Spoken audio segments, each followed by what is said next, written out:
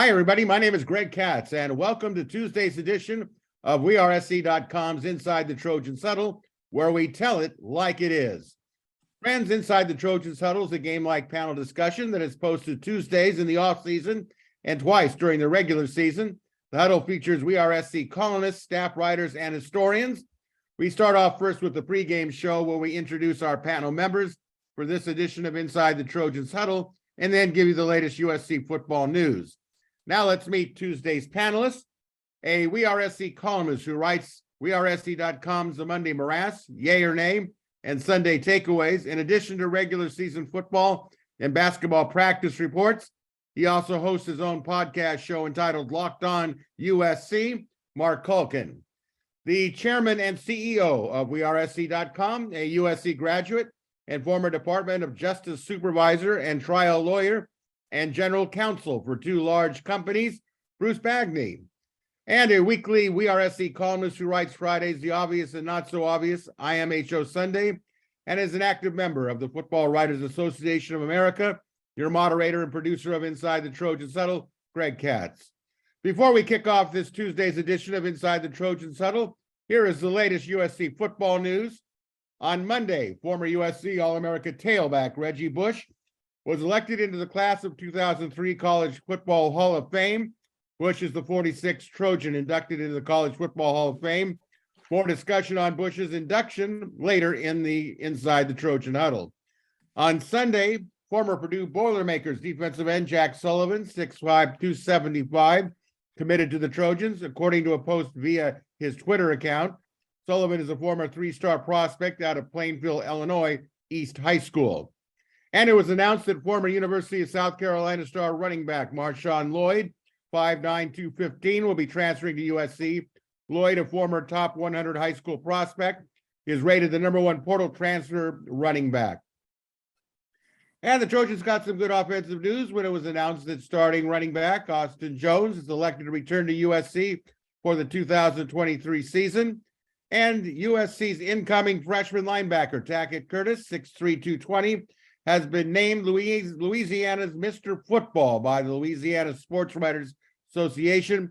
Curtis, who played for Manny High School, is the second Louisiana Mr. Football winner to play for USC, the first being the late tailback Joe McKnight, who won the award in 2006. And Gatorade has announced that incoming USC freshman quarterback Malachi Nelson has been named the Gatorade California Player of the Year. Nelson now becomes a candidate for the Gatorade National Player of the Year. And if you haven't heard, All-America defensive tackle Tuli Peloto officially announced that he is entering the draft, the 2023 NFL draft, while former USC safety Xavier Alford has announced he is transferring to Arizona State. Friends, WeAreSC's Inside the Trojans Huddle greatly appreciates your viewership and leadership. We encourage those of you who are watching on sites like YouTube to click on the red subscriber and like buttons. It's greatly valued and it's free. All right, let's get into it. The first quarter. Okay, panel, here it is. The USC fan base is awaiting word on the fate of Trojans defensive coordinator Alex Grinch, who is under fire.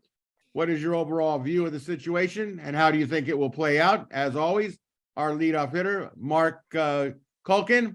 How do you see it, Marc? I see it as everybody knows what they want to happen. They're kind of waiting for that shoe to drop. I just don't know if that shoe's ever going to hit the floor. It's interesting.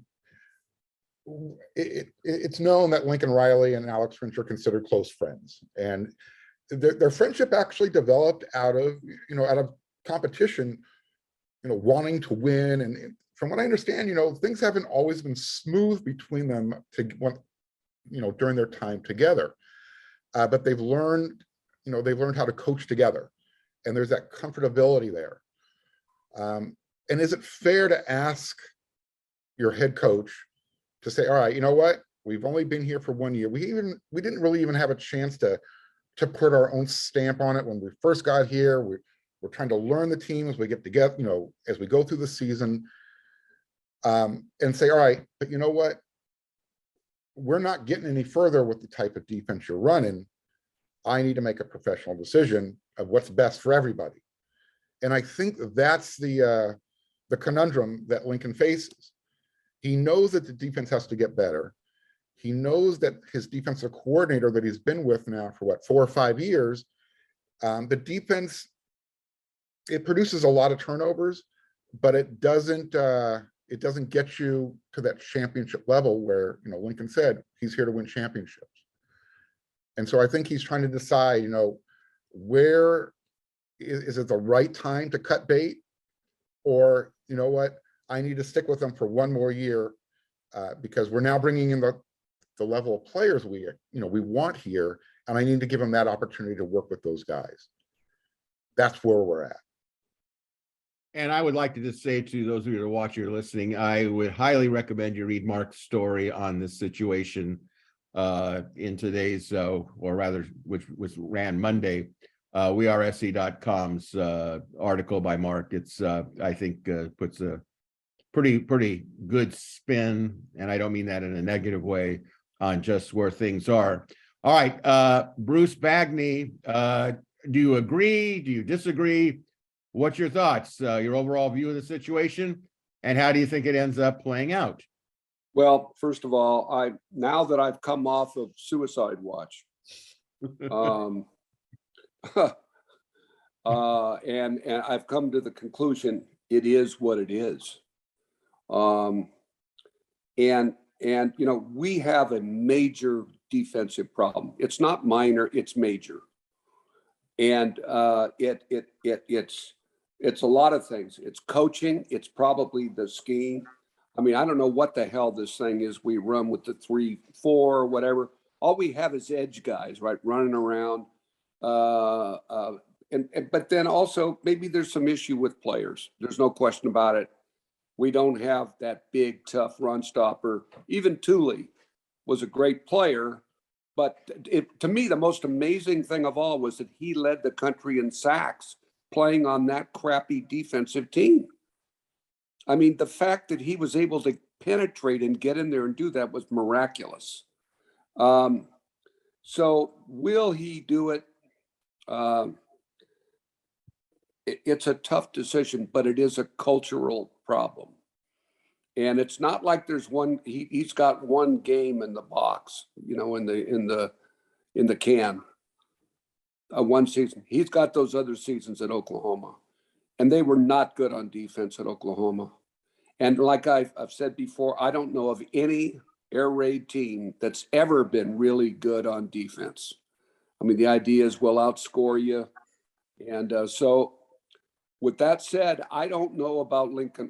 I'm just ready. We're going to get into it. I have some questions about Lincoln Riley, about whether or not what he's really made of, how committed he is to this. And I hope he'll remove this guy. We need a whole new culture installed on defense.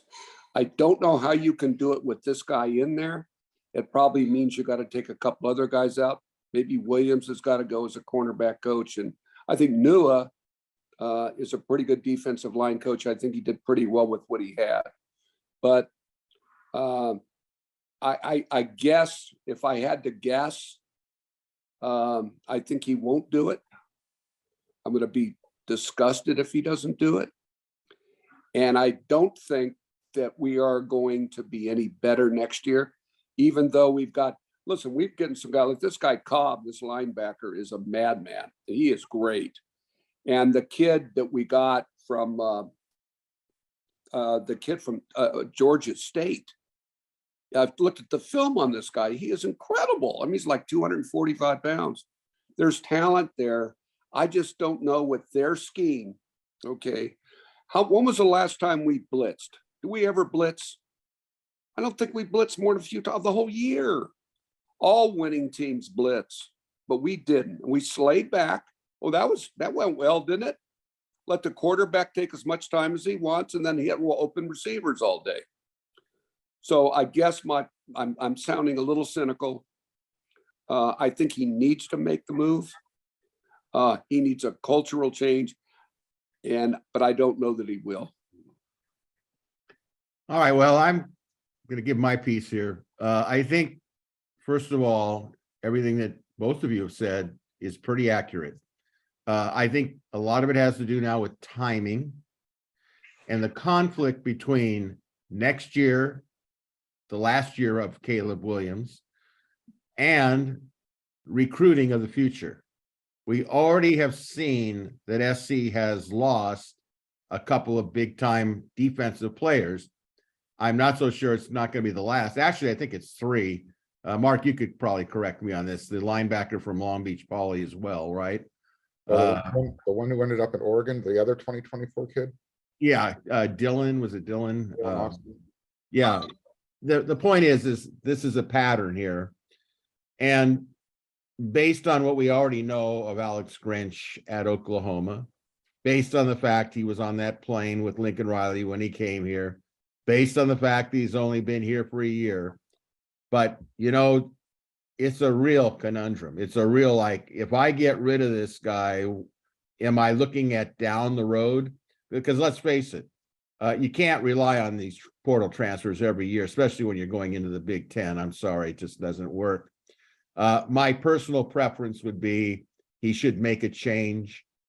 He needs a perception change. I think that Lincoln Riley came in, got his $110 million 10-year contract. So he's really has USC by the neck. I won't use the other term, but he's got him that way. And Mike Bone is going to support him because Mike Bone is the one who hired him. But really, I think going back to what Bruce's point was, when's the last time you saw an air raid coach win anything? Although you could argue that TCU being in Monday night's championship game with Sonny Dykes, who, by the way, got fired at Cal, this might have been just an anomaly this year.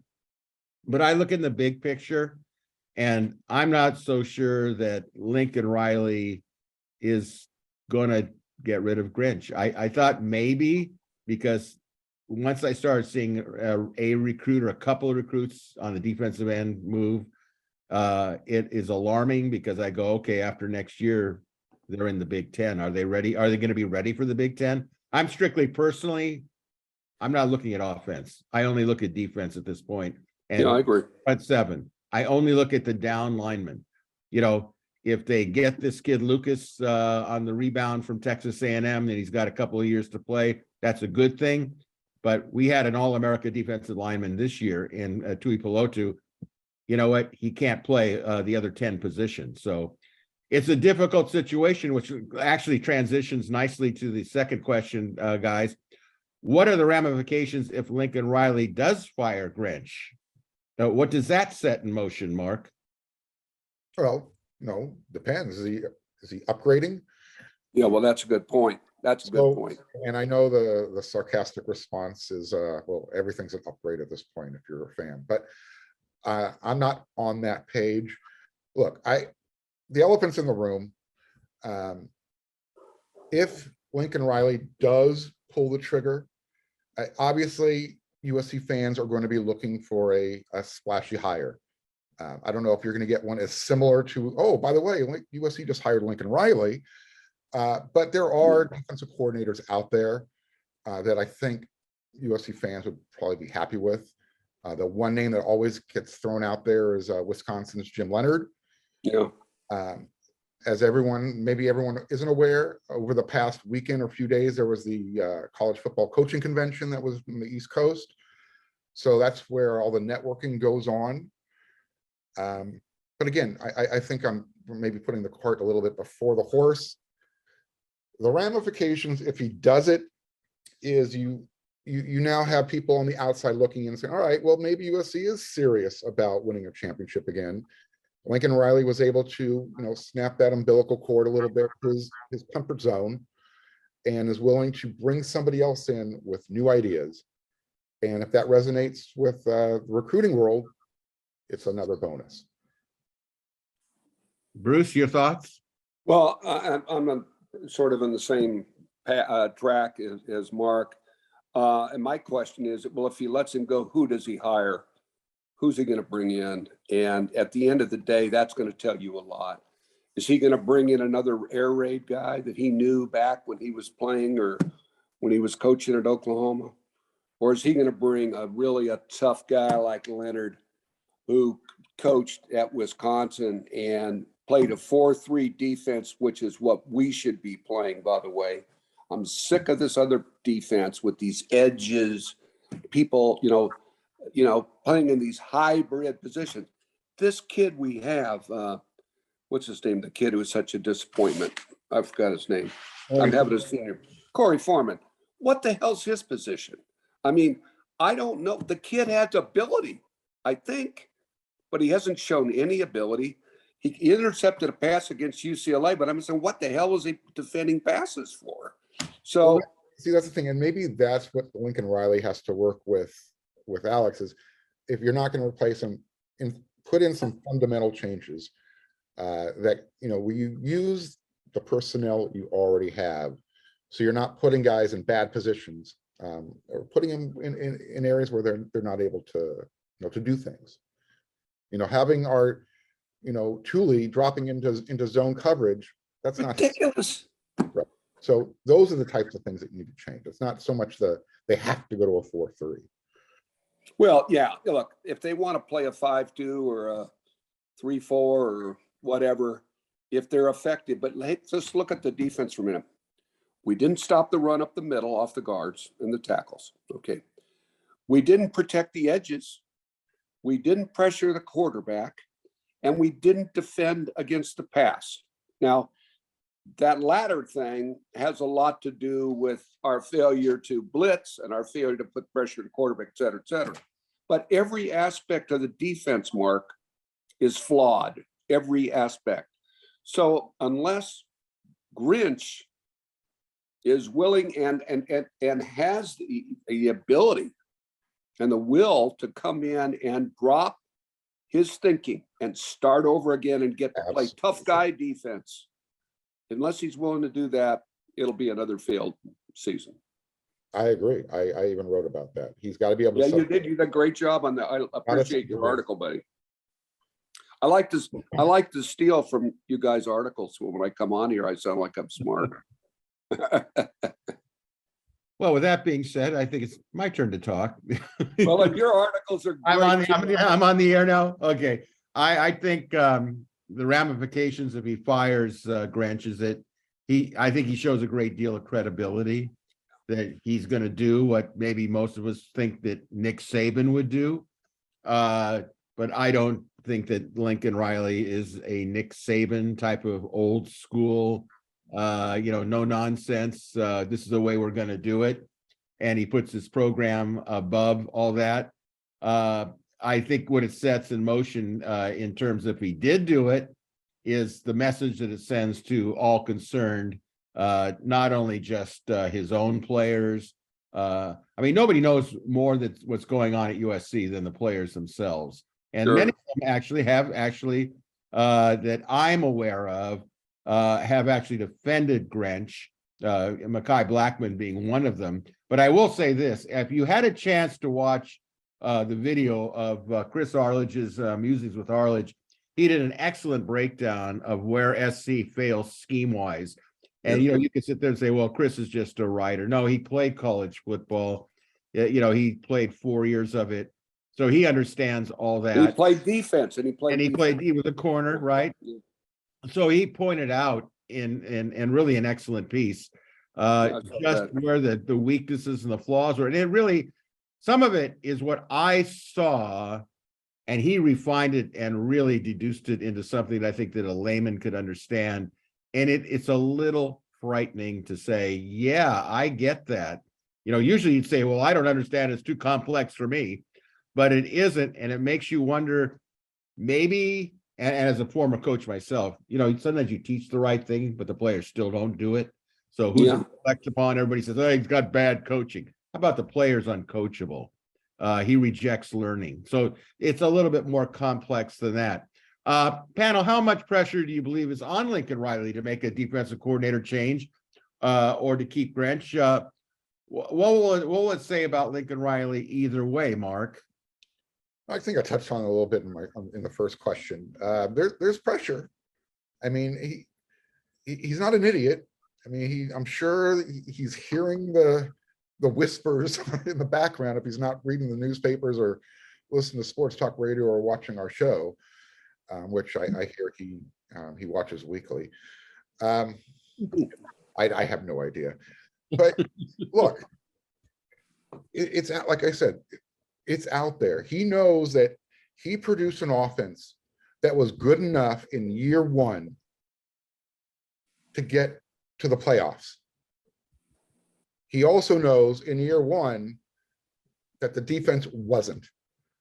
And, you know, the defense had all those turnovers it created, so it kind of gave you hope. But at the end of the day, did the defense get better? Did you see development? They got worse. They actually got worse. Well, again, the stats will back that up. Yeah. Well, one of the reasons they got worse is because they ended up playing better teams at the end. You know, it's like the old Clay Helton thing. What everybody saw, you know, and what everybody saw was this team had a really difficult time tackling. They had a difficult time tackling in space, in a phone booth. They just had a really difficult time tackling. Exactly. And, you know, I was able to, at practice to, you know, put out Twitter videos going through their technique, whether, you know, they're using the rolling donut or, you know, low impact type of tackling drills, man to man, but that we don't see how they actually practice during practice. No, you're right. You're right. So whether it's personnel, whether it's the coaching, it's hard to, you know, to say, but there's pressure to do something. Yeah, I agree with that. Well, let me ask you this. What message will be sent out to recruits and the USC football program if Lincoln Riley does or does not change his defensive coordinator, Mark? Well, again, I think it sends a message, all right, for all you defensive recruits who have been a little bit leery or a little bit skeptical of coming here, or hearing that, hey, you know, we're not developing defensive guys, we're gonna change that narrative. We're not gonna allow other schools or high school programs to use that against us anymore. And we're gonna prove that to you by saying, hey, look at this guy we're bringing in. Here's his background. Here's his resume. Look, Lincoln Riley, he brought in Sean Nua, great resume. And I don't think anybody was really disappointed with, I think you saw development with the players, but again, you're talking about, and if we're using Lincoln Riley's evaluations, he said that he needs to upgrade the rosters, you know, with better talent.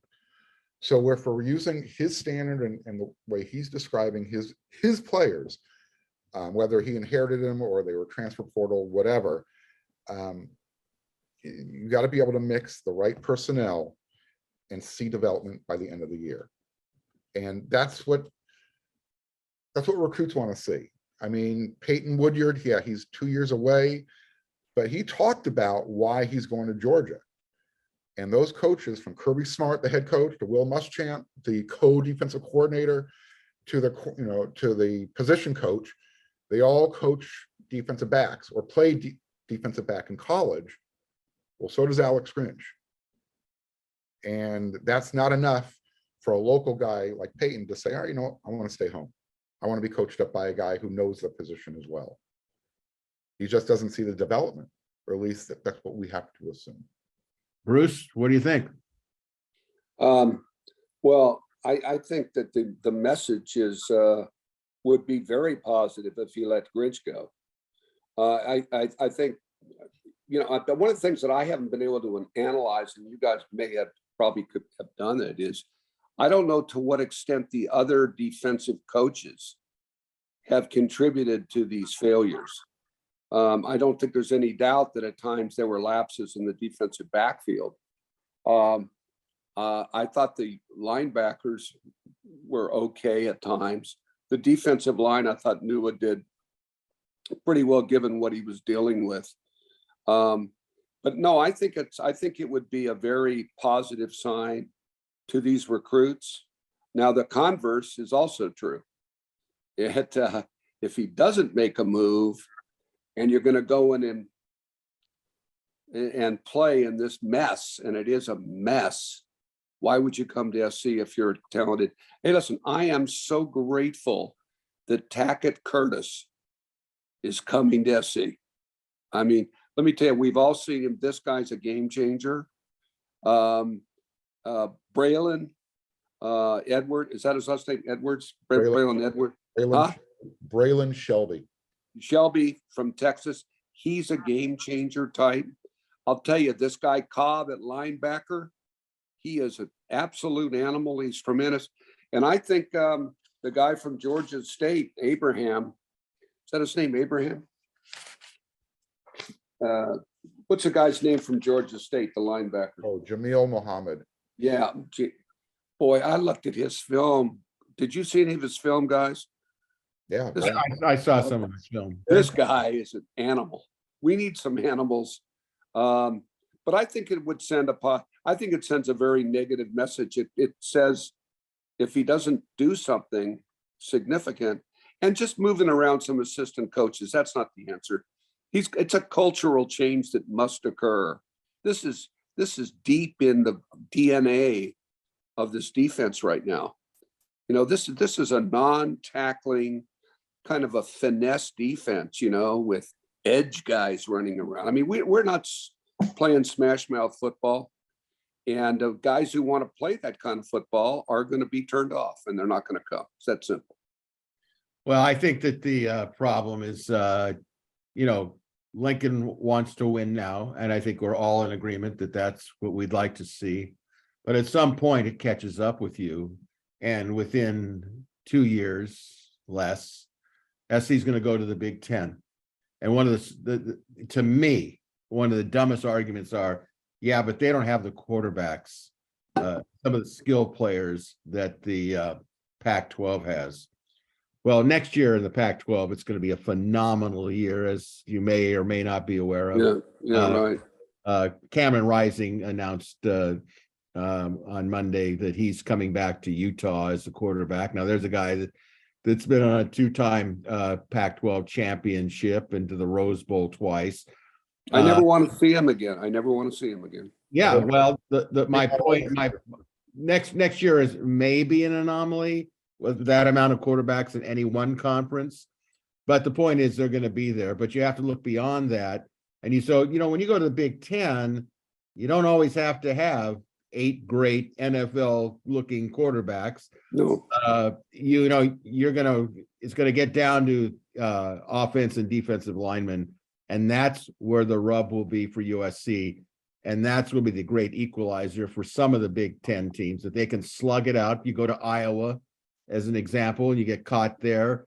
So there's a lot there. My fear is that Lincoln Riley was kind of on the fence, I think, in the eyes of a lot of recruits.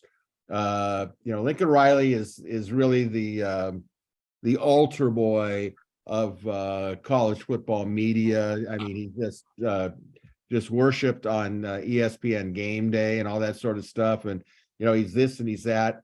He's got, he runs an offense that's very exciting. But in the end, he's going to have that old Bud Grant Super Bowl thing where he's been to 4 Super Bowls, but he's won none of them. And he can score all the points he wants. But in the end, I've talked with some SC fans, longtime SC fans, who appreciate what they did on offense, but they all said, okay, that was fun, but losing 46-45 gets a little old. And the problem is the recruits that are watching this, who have heard, and probably from a negative recruiting standpoint, they won't develop you.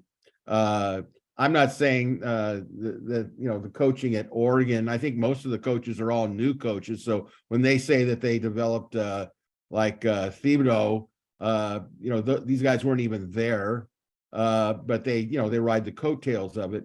But the point I'm going to make is that when it gets ingrained in the class of 2024 that, SC is all about offense, they don't do anything about defense, and you start losing recruits out of LA now. I'm talking about the Southland to play outside of the box when we all know that the lifeline of recruiting for USC really is keeping the talent at home in Southern California. It's going to be a problem, and it's going to be a problem whether if you think it's not a problem next year, great, but it could be a problem the following year because you're going to have to go with what you're going to go with. You can't sustain, as I said before, on transfers. So with that in mind, Hey, Greg, yeah, let me just yeah, say one other thing too. sure. And we haven't, it's not on our agenda tonight, but look, our special teams coaching is pitiful. Pitiful. How can a team with all of the speed and talent that we have return kickoffs so poorly and punts? But think about it. I mean, it's pitiful. And if we get to the 20-yard line, it's a victory. We should be running kickoffs back. We have the talent, the speed guys, but whether it's scheme, the blocking scheme, the coaching, not repeating it enough in practice, it's sort of an afterthought. Instead of running it, 20 times every practice, you do it maybe 20 times a week. I don't know, but this is a bad problem that we have. And we better fix this because guys like a Pleasant, who's a big return guy, he might look present from Sarah. Yeah, he's a tremendous speedster. Yeah, but I mean, like Raleek Brown is such an explosive kid. He never got past the 25 on a kickoff. I think, Bruce, I think this kind of ducktails a little bit into what we're talking about. It's really about Lincoln Riley's philosophy, whether it's defense or whether it's special teams. This is what he believes. And he seems to be quite set forth on special teams that he has up until today, saying that he doesn't think it's necessary. And there's plenty of evidence to counter that. But, as the old friend of mine once said, he's in the saddle, he's riding the horse. And so, I'm sure we can have that as a topic in the future. Yeah, I think we should. It's something really that should be addressed, just so it's on the record. Absolutely. All right, it's halftime, and kind of a late bulletin addition to what we're going to do here at halftime. On Monday, Reggie Bush was elected into the College Football Hall of Fame. He joins, among others, Tim Tebow and former Georgia head coach and Miami coach Mark Richt. Interestingly enough, the Hall of Fame press release refers to Bush's 5th place finish in the 2004 Heisman voting, but does not make any mention of the 2005 Heisman Trophy that he won, although they do list all of his other multiple honors that he got from that particular season. Panel, your thoughts on Bush's election to the College Football Hall of Fame, and do you believe he should be reinstated as a Heisman Trophy winner and get his trophy returned? Bruce, we'll start off with you. How do you feel about it? Well, look, first of all, the so-called violations that occurred are somewhat questionable. And we never, Pat Hayden asked me, after he became an athletic director, he asked me, because he's a lawyer too, he said, Bruce, you're a lawyer. Should we fight the NCAA? And he said, that's a difficult proposition, fighting your governing body. I said, Pat, you have to fight them. And even if you don't fight them legally, you have to do it PR standpoint. Look what Donna Shalala did at Miami. That was the grossest kind of violation that went on for years and years and years, that guy paying those players. Okay. Do I think as Heisman, for those reasons, do I think as Heisman ought to be reinstated? You bet. And should he be in the Hall of Fame? Absolutely. Mark? You're really asking me this question. You know how I feel about the hypocrisy of this whole thing. The Heisman Trophy Award winner that is now going into the College Football Hall of Fame deserves to have his Heisman Trophy put back up inside Heritage Hall, put that frickin' jersey up inside the peristyle end of the end zone, And let's just end this conversation once and for all.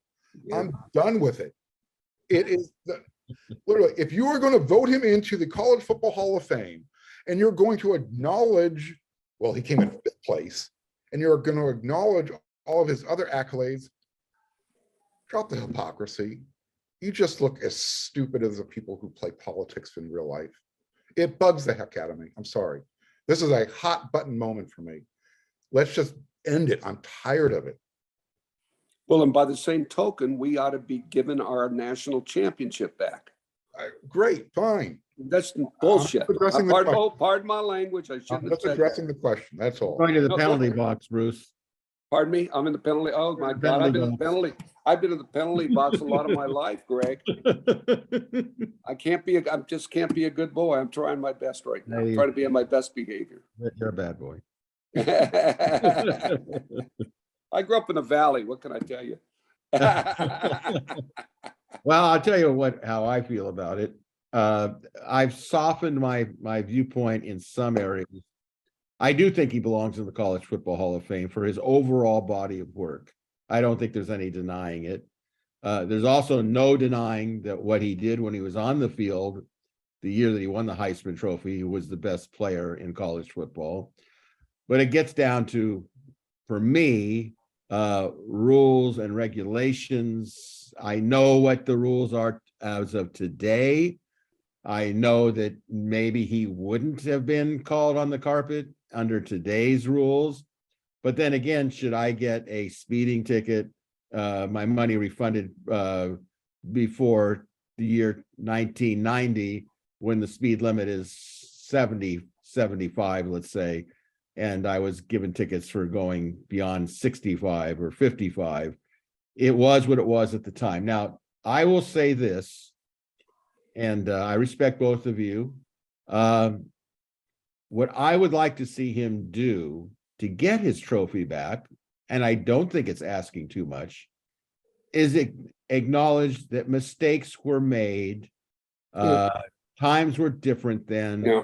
I know that I hurt my school, okay, and I know that it affected other players who were at SC the year after or in subsequent years that didn't get to go to the Rose Bowl. It probably kept players, because of the scholarship limits, from going to SC because they didn't have enough scholarships to give out.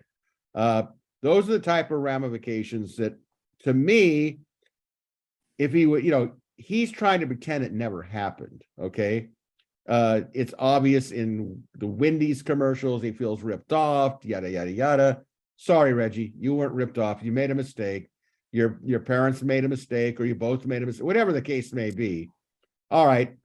I know that you have definitely felt that, that you deserve it back. Okay. I get that. But why can you not just say, and I agree with Mark, just end it and say, look, I made some mistakes. Yeah. I'm sorry if I hurt anybody. I learned my lesson. And get your lawyer to write out of something, some image conscious thing where at least you acknowledge the mistakes, and then give him his freaking trophy back, and move on. That's it. But to sit there and say, I made no mistakes, I'm clean cut, this was ridiculous. What message does that send out to future kids, that the system is so corrupt that I can do whatever I want and it'll get changed down the road anyway? That's just my viewpoint. Do you think Mike Garrett should have the same attitude? Because he's never really come out and approached it that way. In fact, he's taking the complete opposite approach. So I guess my question to you is, why ask Reggie Bush to do that if Mike Garrett, who was the athletic director at the time, wasn't willing to acknowledge any of the things that Reggie was accused of? Because this topic doesn't revolve around Mike Garrett. Well, I guess to me, it's part of the whole hypocrisy of the whole thing. Well, I think there is hypocrisy. I mean, Paul D. So that's the only point I'm trying to draw there. I'm not. Yeah, and I respect that. I appreciate that. I don't think he's going to do what I would like him to see him do. So if they give him his trophy back, it's not going to prolong my life 25 years more. So but I just do think it sends a bad message to other kids that watch the system work and whatever. And we'll leave it at that. But let me say one other thing, Mark, on Yeah. this. I mean, Greg and Mark, and look, living here, I've lived here for 30 years in Northeast Florida. Okay. I've had to listen to all of this SEC propaganda for year after year. I even had a guy, a University of Florida graduate, tell me that Florida had a greater football tradition than USC. I mean, actually said that to me. Okay. I have a friend, I won't mention his name.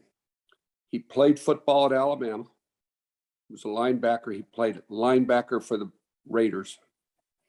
He told me when he was being recruited at the University of Mississippi, this is in the 80s, they went to a party, all these recruits, sort of out in the country, outside of town. And they were told they needed each separately, needed to go back. There was a building in the back. They needed to go in the back and see the man who was sitting at the table right in the middle of the room. So here's what happened. He said, I walked in there. Okay. The guy gave me a bag. Okay. And he put $500 in cash in the bag. And he said, hope you'll come to Ole Miss, my friend. That's what those people were doing down here for year after year after year. So on the point of, this is Mark's point of the hypocrisy. And look at Miami. I mean, some of the look at Penn State, for God's sakes. I mean, I agree with you. It was wrong. And look, I'm a law and order guy, man. I did the Justice Department. I get it. But this was a minor offense in the total scope of things. And not that he shouldn't come out and say, hey, look, I'm sorry that this happened. I agree with that. But I just think we need to keep it in perspective against the backdrop of some of these incredible violations that went unpunished for years and years here in the good old SEC. Anyway, I thought I'd get that in. You're welcome to do so. That's what we're here for. All right, second half, let's kick it off.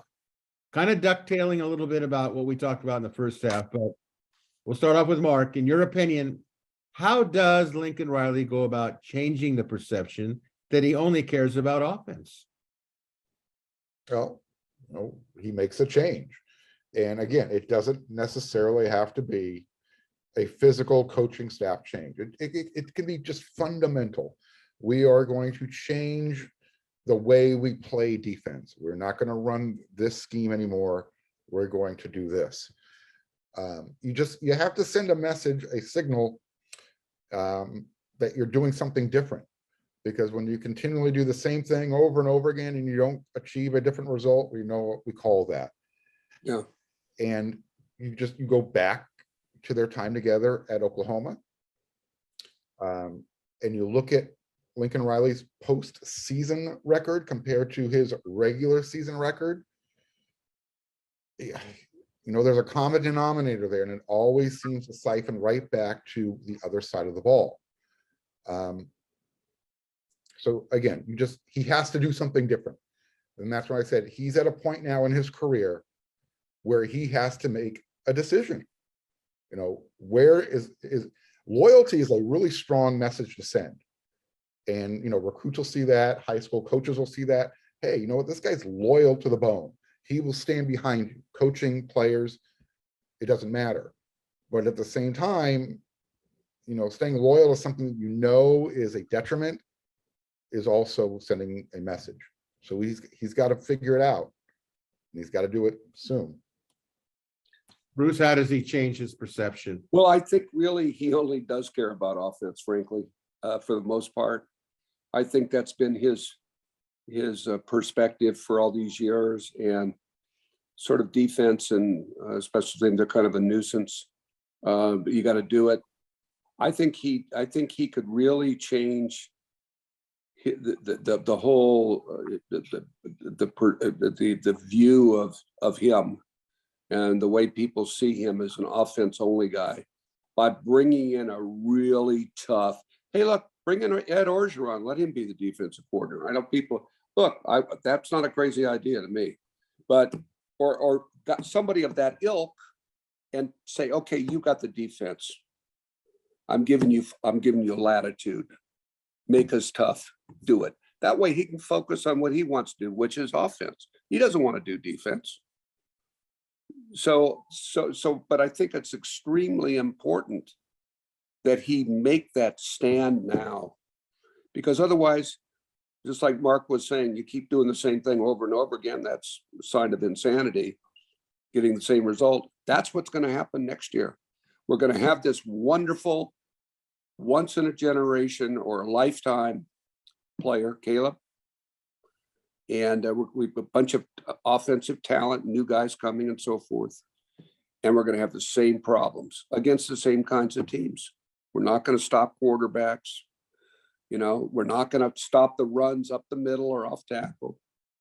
And it's going to be the same kind of thing. And by the one last thing I want to say about this, we're talking about to base your defense on turnovers is backwards. You have to have a solid, tough, like when you were a basketball coach, you would install a really strong, solid defense. Now, the idea, you want to get turnovers, but mostly you want to stop the other team. And to the extent you get turnovers, that's a bonus. But you don't start by saying, well, our whole reason for being, or raison d'etre, is to get turnovers. I think that's nonsense. And it didn't suit us well. Hey, how many losses would we have had but for the fact that we got those turnovers? We might have lost 5-6 games. So anyway. No, I think the basketball analogy is a good point. If you play pressure defense, which when I was at the varsity level, that's what we did. It was never predicated on number one, getting turnovers, because when you face teams that have good point guards or good wings or good ball handlers in general, they're not going to turn the ball over, but it can distract from them getting into a flow of an offense. Absolutely. And the byproduct of pressing and things of that nature is you hope to crack the mentality of the players that they can make turnovers as opposed to do they make turnovers. I'll say this, the key word in this question is change the perception. You change it by sending out a strong message for everybody to hear. It can't be like, oh, we did a little, their favorite line is tweaks. If you're going to make a tweak, you better let everybody know what you're doing and how you're tweaking. And another thing to take into consideration in defense of Lincoln Riley is if he's willing to get rid of a coach he just brought over from another school, and in 1 year, he didn't like what he saw, he got rid of him, is another coach, let's just say Leinart from Wisconsin is going to say, well, who's to say he won't fire me after 1 year if things don't go well? So there's a lot of credibility there, but get a contract, get a buyout clause. You can protect yourself there. I hear what you're saying, but Leonard can protect himself. So he comes in, he has a bad year, he's got a 3-year buyout, gets a good lawyer, has a good contract. And if we pay him, I don't think that's a reflection on Leonard as much as it might be more of a reflection on Lincoln. exactly. If that scenario was to play out. Exactly. yeah, no, I think that's right. I agree with that. All right, so let's move on here. From the time Lincoln Riley got hired to before the Pac-12 title game, USC was atop the college football world with the big boys, where they belong. Are the Trojans under Lincoln Riley on the verge of losing their swag by the way they finished the season on a 2-game losing streak in the 2 biggest games of the season, the Pac-12 title game and the Cotton Bowl Classic? Are they at a window of losing it? Because it's hard to regain a honeymoon swag when things start to go south, as they say. Mark, what do you think? No, I mean, he showed how quickly everybody's opinion will change in going from 4-8 to prior to the 2-game losing streak. USC all of a sudden was back. So it can turn just as quickly as well. So USC comes out of the gate the same way they did in 2022, but they look better on the other side of the ball. Everybody's going to forget this conversation we're having. All they want to see is USC getting better. They want to see USC with their swag playing for a championship. They don't want to talk about it. That's what you do in year one. You set the goals, you change the culture.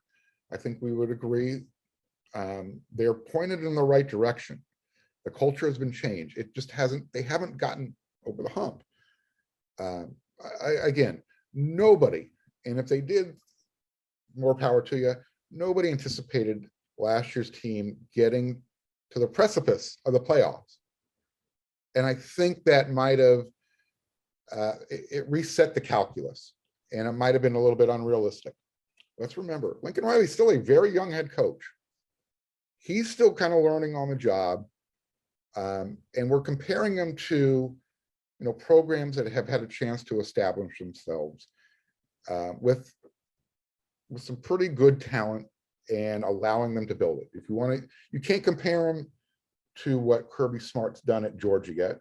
I don't think that's fair. You can't compare to what Nick Saban's done at Alabama. That wouldn't be fair. And Ohio State, again, they kept their continuity by not replacing coaches by panicking. So I think we need to allow this process to play itself out just a little bit. Bruce, are the Trojans under Riley on the verge of losing their swag by the way they finished the season? Well, I think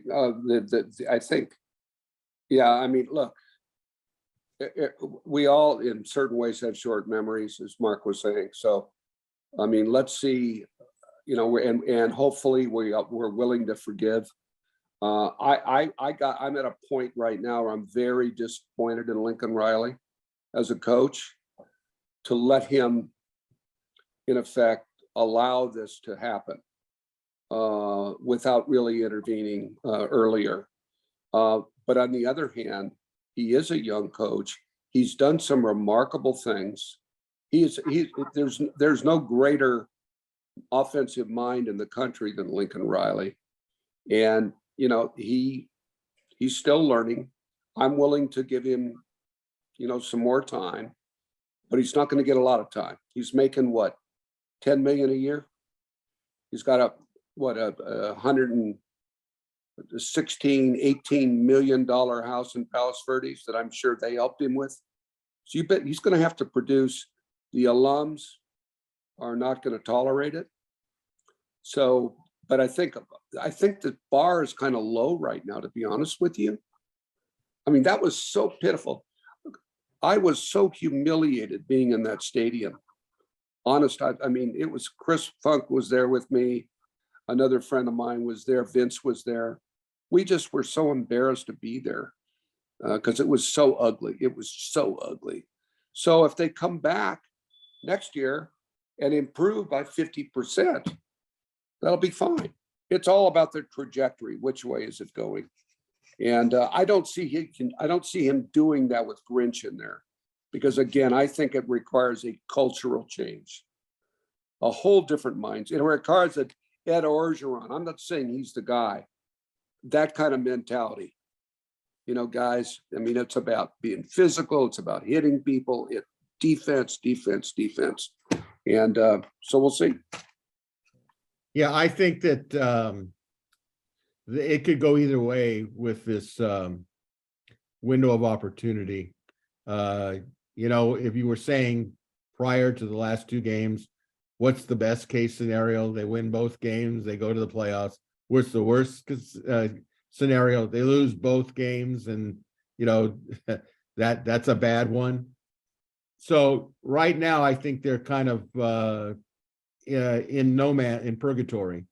And my feeling is whatever happens next year, if they don't get to the playoffs, and they don't get to the playoffs with Caleb Williams, all of a sudden the spotlight is going to be shining somewhere else, even though they're going to the Big Ten.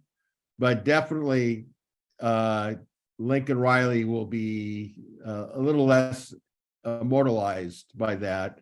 And which leads to the last question of the half here. What in case, and you have to look at it from both sides, but if SC is, let's say, in purgatory at the moment, maybe not quite purgatory, what can the Trojans do next year to get the momentum where we all want it to be? Mark, what do you think? Well, like I said, we live in a very short attention span world. If USC comes out, wins, continues to get better, or to use Bruce's numbers, just get 50% better. Imagine that defense last year, 50% better. They're in the playoffs, right? Yeah. Correct. Okay. Absolutely. So we're not asking for miracles. We're just asking for improvement. And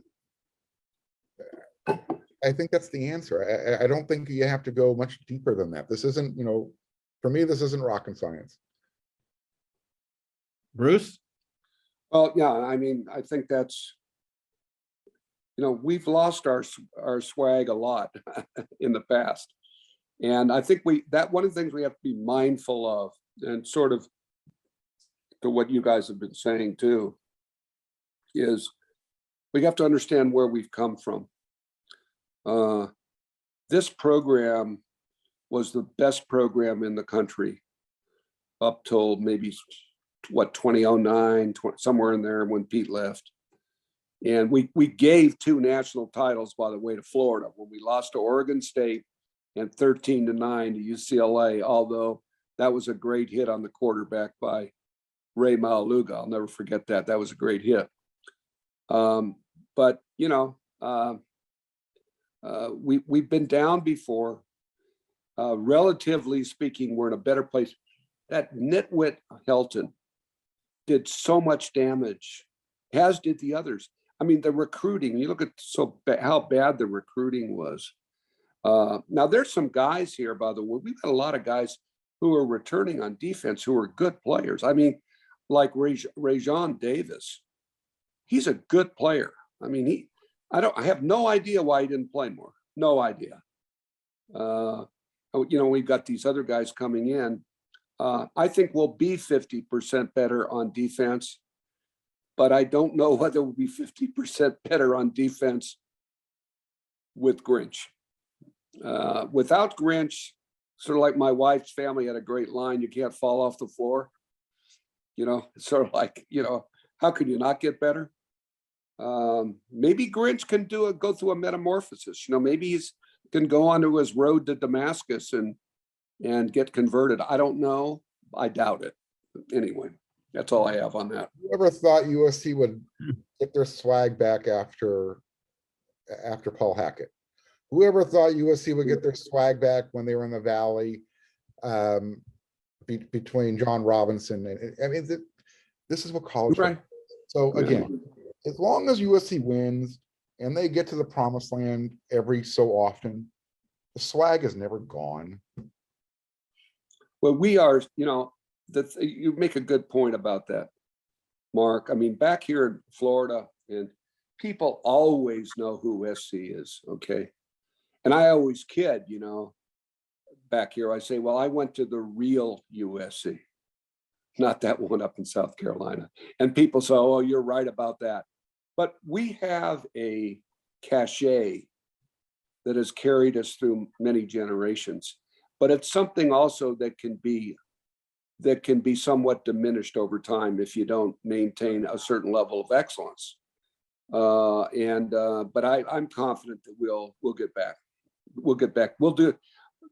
I'm confident that we'll do the right thing here. We'll fix this defense and we'll get better. Let me just ask this. Who came up with this crazy ass schedule for next year?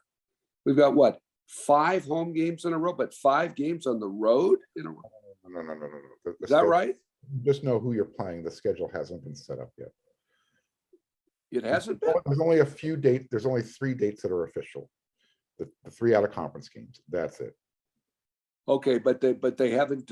Where did I get this concept that they were 5 games in a row on the road? Is that I not have right? no idea. I have no idea because They won't be playing 5 in a row on the road. I can almost 100% guarantee you that. Well, I hope not. It'd be an idiot who, but hey, I wouldn't put anything past Lynn Swan. One of my heroes, let me conclude this. former heroes.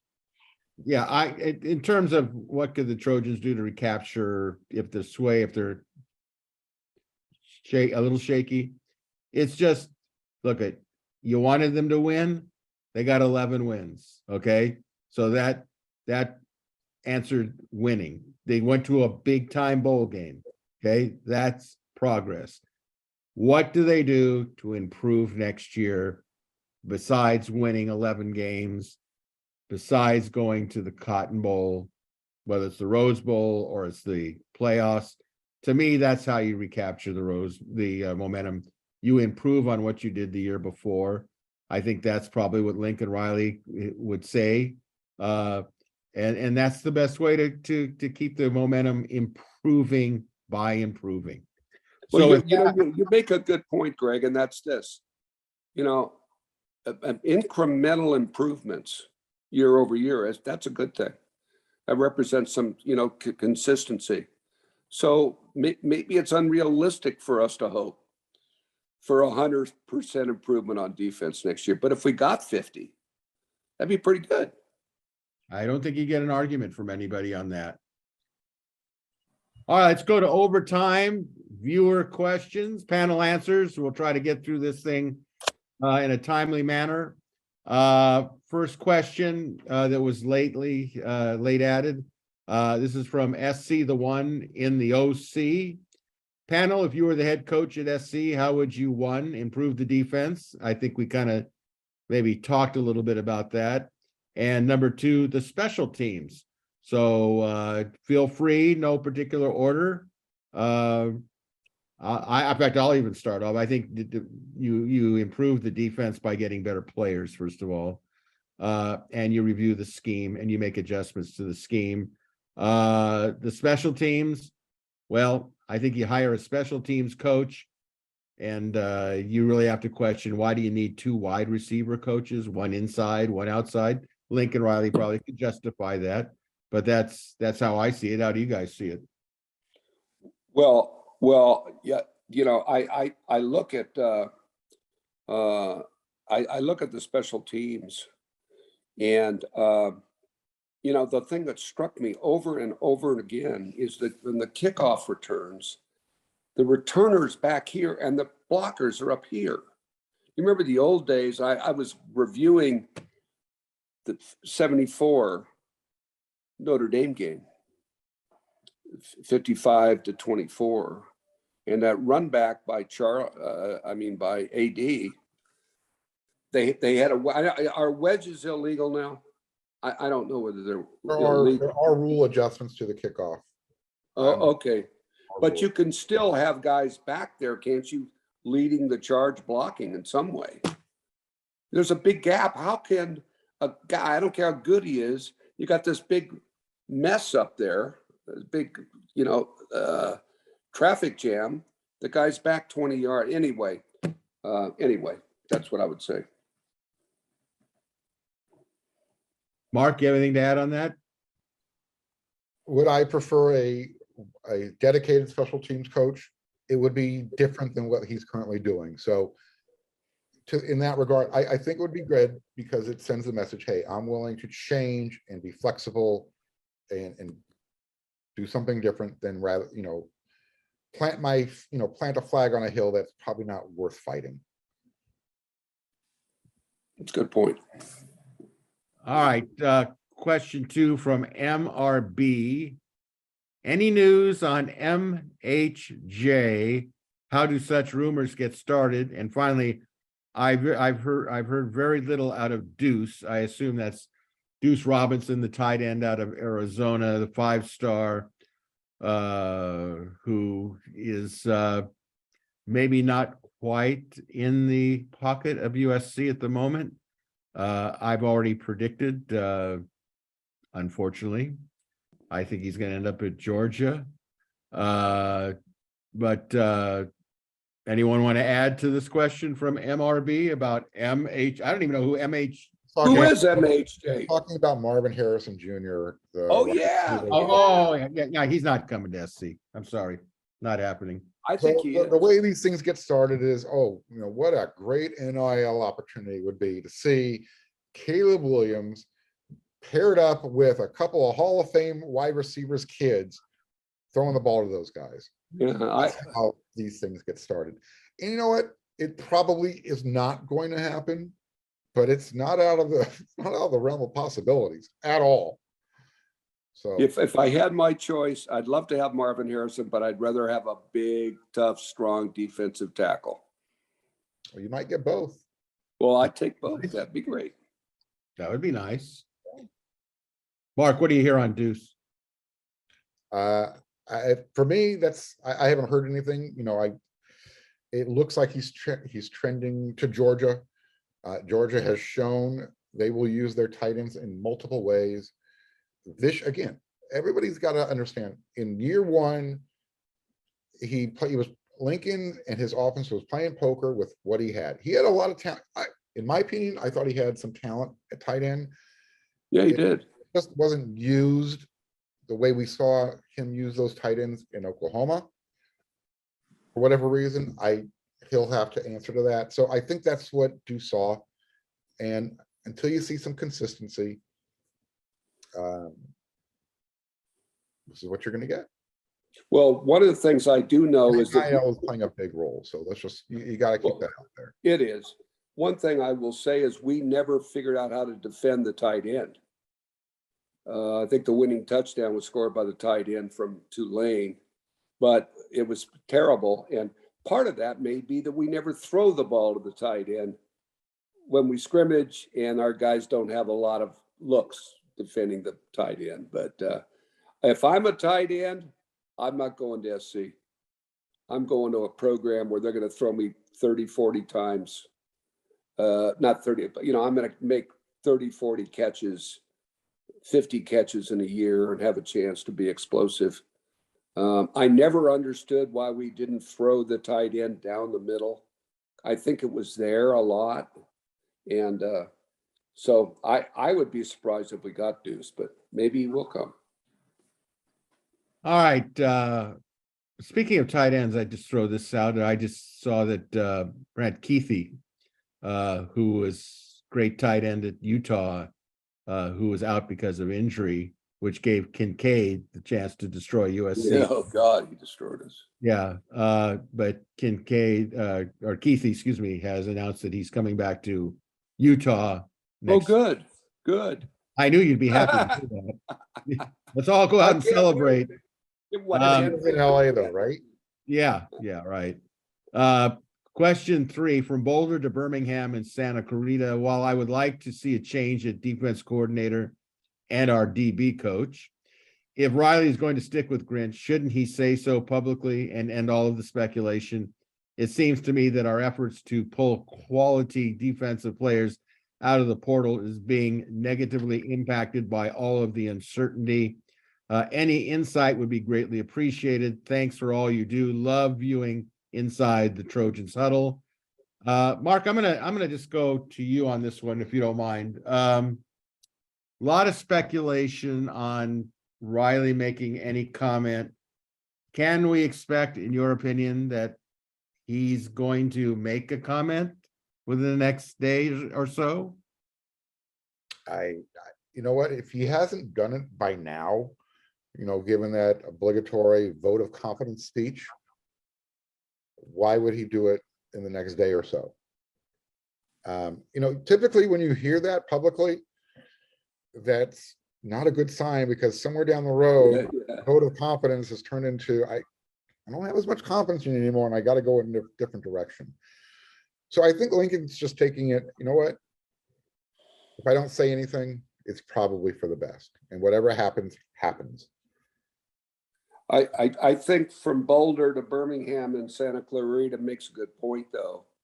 I think the longer he lets this hang out there, the more speculation grows. I don't think that benefits our program. I think everybody wants certainty. If you're a recruit, you want to know what the hell you're looking at.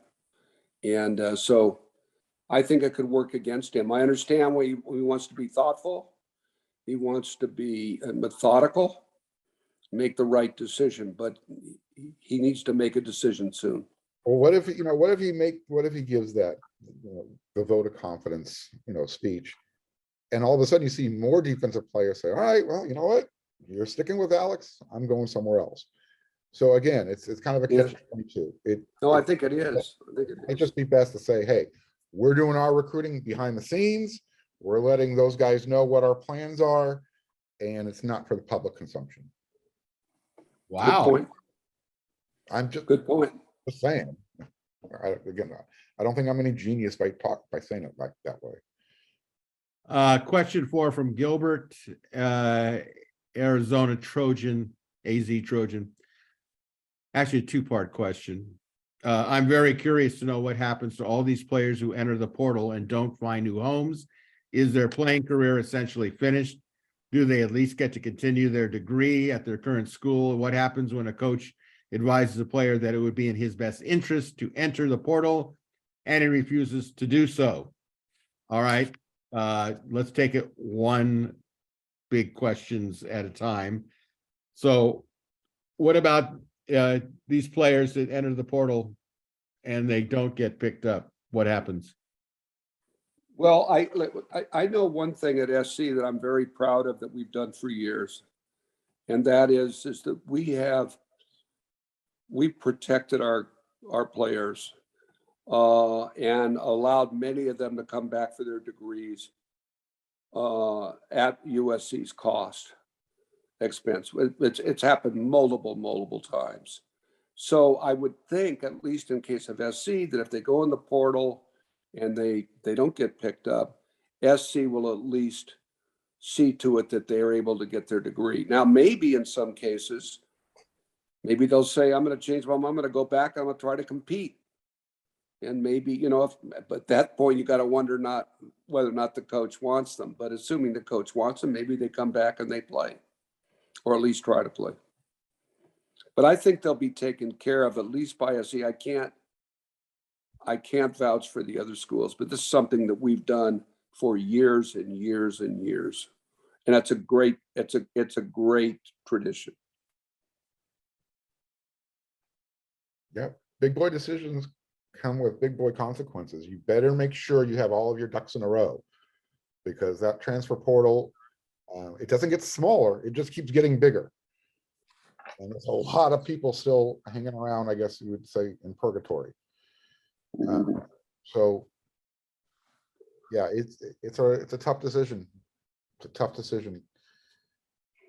Yeah, I think when a coach tells the player it would be in your best interest to enter the portal, and he refuses to do so, buyer beware, go at your own risk. I would think you can come to work, but you may not get paid. You'll be on the practice squad is what you're going to be doing. Yeah, I think that's a nice way of saying you ain't playing here. So, if a player wants to, prove that he's wrong, the coach is wrong, wouldn't be the first time, but it's stacked against you. Let's put it that way. Well, at least let him come back and get his degree. That's the bottom line. Or USC will never push a student out the doors. No. Especially if there's a financial aid package they can get someone to sign their name to. All right. Second part of the question is, do you feel that all NIL deals for every player should be made public information? Sort of like when a professional athlete gets a new contract, while we, the public, don't get to read all the language of the specific contract, we are informed that the deal is hypothetically 6 years for 120 million, et cetera. I think that Caleb Williams just signed, if you're not aware of it, with AT&T, and appeared at the college football fan fest at the LA Convention Center, where he took pictures and signed autographs. And I might add, have a very nice new haircut. It looks good, doesn't it? I like that. Look good. He looks like he's aware of the advertising world. Let's put it that way. Oh yeah, he knows what he's doing. He knows what he's doing. Yeah. I think it's a good deal. That why would you not want other players to see what what a player is getting, especially in LA. That's just my perspective. Well, look, there's a difference between Caleb Williams NIL deals and you're a really great player NIL deals come to Los Angeles. I mean, there's a tier system here. Caleb Williams is the LeBron James of college football. I say that because LeBron James does AT&T commercial. So you don't see the fifth starter on the basketball team getting that AT&T commercial. So again, I want my personal finances kept personal. You know, if you're Caleb Williams, that kind of information is going to get released with or without your consent. But as far as, you know, do I deserve to know what, you know, how much Corey Foreman is making or how much Austin Jones is making or what Tuiapelotu is making? None of my business.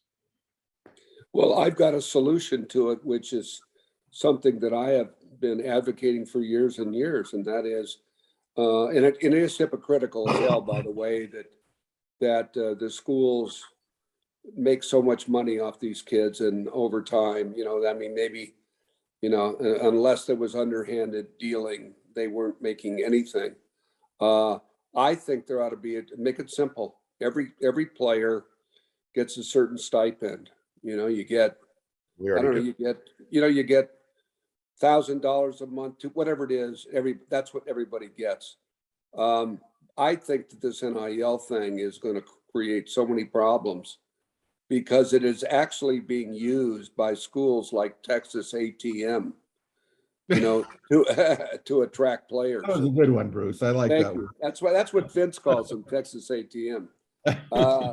And what were they, like 4 and 8 or something like that, or 6 and 7 or something? They weren't any good. But I don't know. There's something about it to me that's just very concerning. I think there's a lot of dark shadows there and a lot of things going on. So there is something to be said for disclosures, I guess. So at least we know what's going on, you know, who's getting what and who's paying and for what services. The recruits know what each other is getting. You can Yeah, bet I'm on sure that. they do. I'm sure the they guys do. in the transfer portal because they're basing their decisions on it. Yeah. USC is. I just learned today that USC isn't going to get a certain transfer portal player because they're not matching a certain figure. Yeah. What it is, it's what it comes down to. Yeah, yeah. And the question is, to what extent are those college coaches involved in the NIL process and in the recruiting process with, you know, putting out potential cash offers? I don't know. I'm very concerned about where that leads us. Is that back to Mississippi? The deal I told you about Mississippi sort of legalized? I don't know. I'm concerned about it. On the other hand, I'm glad these kids are getting something. They deserve it. But I don't know that this model we have now makes a lot of sense. All right, final question, and we're going to wrap things up. This is from Derek in Seal Beach, California.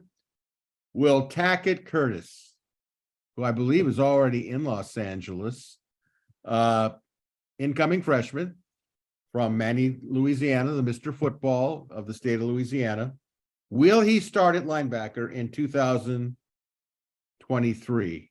Yes. Yes. I say at some point in the season he starts. Mark? Sure, at some point, I'm sure the opportunity will be there if he's, you know, if he's ready to handle the opportunity. He's 6'3", about 225. He's getting bigger. Yeah, I agree with Lincoln Riley. I think it'd be hard to find a linebacker out of high school that was really any better than he is. Oh, And when yeah. I say that, I just don't mean physically.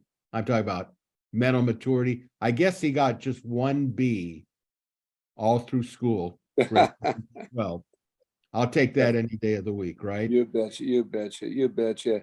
I think it's a question of where you play him, though. You know, we've got a lot of guys who play like Regine Davis playing middle. I'm in the inside. He is not an inside linebacker. Weighs like 210. I mean, Tackett Curtis is going to be bigger. Maybe he is. I think he'd be great playing the strong side back or the weak side back, run a 4-3. But the guy I don't get, by the way, while we're on this, is Gentry. Look, I love that kid. He's a real competitor. He's got no business playing middle linebacker. I'm sorry, no business. Why don't they put him on the flank somewhere? Let him rush the passer or something. But he can't tough it out in the middle. You need I mean, that's where Shane, what's his name? Lee. I mean, Shane Lee is not fast, okay? And you've seen him try to cover backs, but he's an old prototype middle linebacker guy, you know, Dick Butkus type, tough guy. That we need to establish that and not have these guys out of position. I mean, what the hell was Shane Lee out on the weak side? I don't understand what they did a lot. Anyway, that's for another time, I guess. Well, we'll find out all of these questions when spring ball comes around. It wouldn't shock me if Gentry got moved to the outside and edge, but you know what? Who knows? Another, off season in the weight room. He's 6'6", 6'5", maybe he'll boom up to 230, 235. We'll see. Maybe he'd be the most interesting middle linebacker in history at that size, perhaps. Maybe. Yeah. All right. Well, a reminder again, if you have any questions or comments for our panel, go either to the WeAreSC message boards, click on the thread that pertains to Inside the Trojans Huddle viewer or listener questions. That will do it for Tuesday's edition of Inside the Trojans Huddle. Next Tuesday, until next Tuesday, a big thank you again to our panelists, Marc Kulkin and Bruce Bagni. Great job, guys. And a special big thank you to all of those you watching or listening to Inside the Trojan Huddle. Our numbers grow. Have a great week. This is your moderator, Greg Katz, saying, fight on, everybody.